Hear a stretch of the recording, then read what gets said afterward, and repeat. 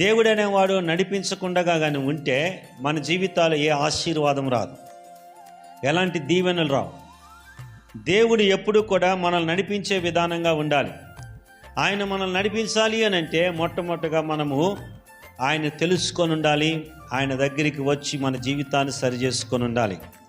కనుక మొట్టమొదటిగా మనము దేవుడు నడిపించుట ఎవరిని నడిపిస్తాడు అని అంటే దేవునికి మాట వినేవారిని. చెప్పండి, ఎవరు దేవుని నడిపిస్తాడంటే, ఎవరిని దేవుడు నడిపిస్తాడంటే మాట వినేటువంటి వారిని. చెప్పండి, ఎవరి మాట?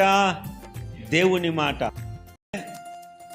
దేవుడు అనేవాడు నడిపించకుండా కానీ ఉంటే మన జీవితాలు ఏ ఆశీర్వాదం రాదు, ఎలాంటి దీవెనలు రావు. దేవుడు ఎప్పుడు కూడా మనల్ని నడిపించే విధానంగా ఉండాలి.